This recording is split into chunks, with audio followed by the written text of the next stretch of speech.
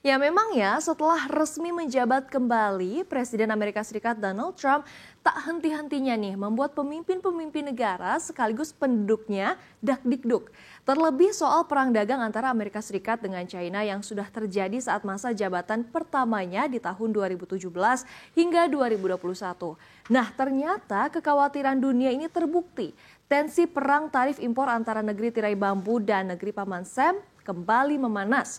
Bahkan China sempat kembali menaikkan tarif impor untuk barang dari Amerika Serikat hingga 125%, yang merupakan tarif balasan setelah Trump menaikkan tarif impor Amerika Serikat terhadap China menjadi 145%. Nah, kabar baik yang dinanti-nanti pun nih akhirnya datang juga. Nampaknya dari yang tadinya saling serang, sekarang, kedua pemimpin dari dua negara perekonomian terbesar tersebut mau melunak dan menjalin komunikasi. Kita bahas ya selengkapnya dalam Trump Put dan gencatan perang dagang Amerika Serikat China. Angin segar untuk pasar global dan ekonomi RI. Kita langsung ke slide yang pertama. Ya. Jadi pada tanggal 12 Mei kemarin, pemirsa di tahun 2025 ya, Amerika Serikat dan China ini akhirnya mencapai kesepakatan perdagangan yang meskipun bersifat sementara, namun secara signifikan memicu rally besar di pasar saham global. Ya, kita cermati bersama pemirsa apa saja yang mencakup di dalam kesepakatan tersebut. Yang pertama, nah ini, penurunan tarif Amerika Serikat atas barang-barang China dari yang tadinya 145% menjadi 30% saja. Ya, ini penurunannya tajam ya. Sementara itu tarif China atas barang-barang Amerika Serikat dari 125% menjadi 10% saja. Tarif ini berlaku selama 90 hari ke depan atau selama kurang lebih 3 bulan ya. Dalam masa ini juga Amerika Serikat dan China jadinya memiliki ruang nih untuk membahas negosiasi lanjutan.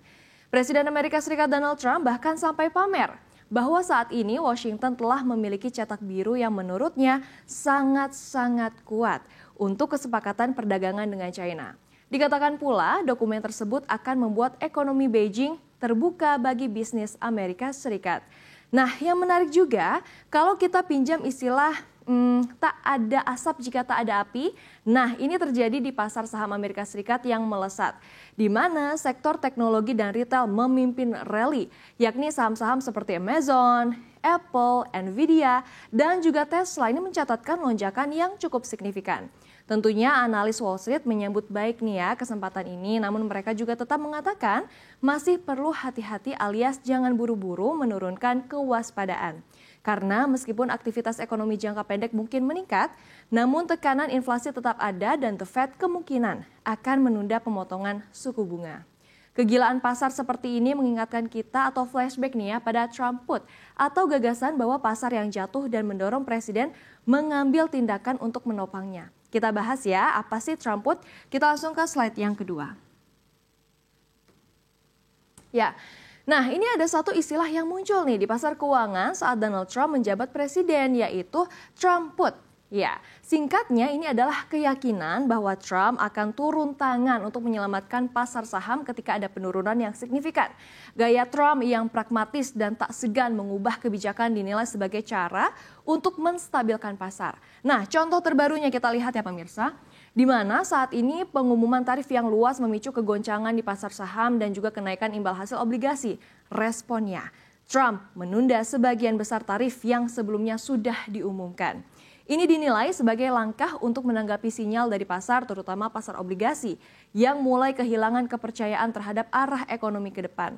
Kita tahu ya bahwa kenaikan imbal hasil obligasi itu bukan hal yang sepele.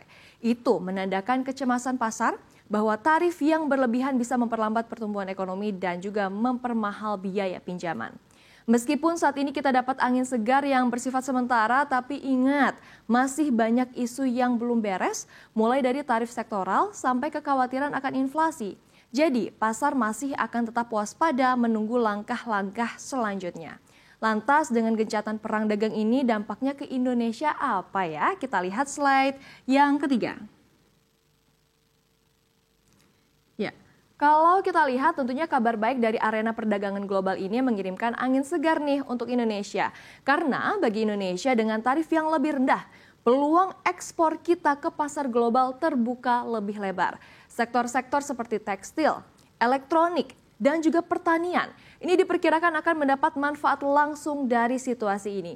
Ya, meredanya ketegangan dagang antara Amerika Serikat dan China bukan cuma kabar baik buat mereka, tapi juga buat kita di sini. Ya, kita langsung lihat ya. Untuk yang pertama, pemirsa, ini ada peluang ekspor dan perdagangan, di mana dengan turunnya tarif impor antara Amerika Serikat dan juga China, produk Indonesia punya peluang lebih besar untuk tembus pasar Amerika.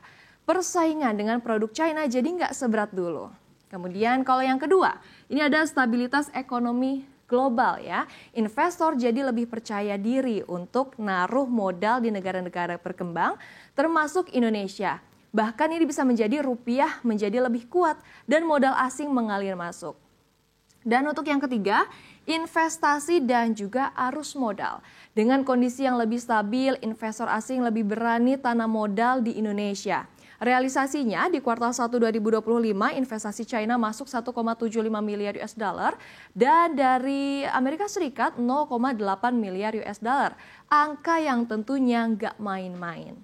Kemudian yang keempat ada harga bahan baku yang lebih murah. Ya, di mana industri manufaktur dan juga elektronik di Indonesia yang selama ini bergantung oleh bahan baku dari China bisa sedikit lebih lega. Tarif turun, harga input juga turun. Artinya, biaya produksi jadi lebih efisien. Dan yang kelima ada negosiasi dagang Indonesia dan Amerika Serikat. Momen ini jadi momen yang pas nih untuk Indonesia menegosiasikan ulang tarif dagang dengan Amerika Serikat. Kalau berhasil, ekspor kita ke Amerika bisa tambah deras dan hubungan ekonomi dua negara juga jadi lebih erat. Nah, jadi kesimpulannya, meredanya perang dagang bisa jadi durian runtuh buat Republik Indonesia. Tapi ingat semua itu perlu strategi supaya kita nggak cuma kebanjiran peluang, tapi juga bisa maksimalin manfaatnya. Yang jelas meredanya perang dagang ini memberikan harapan baru bagi ekonomi Indonesia untuk tumbuh lebih kuat di tengah persaingan global.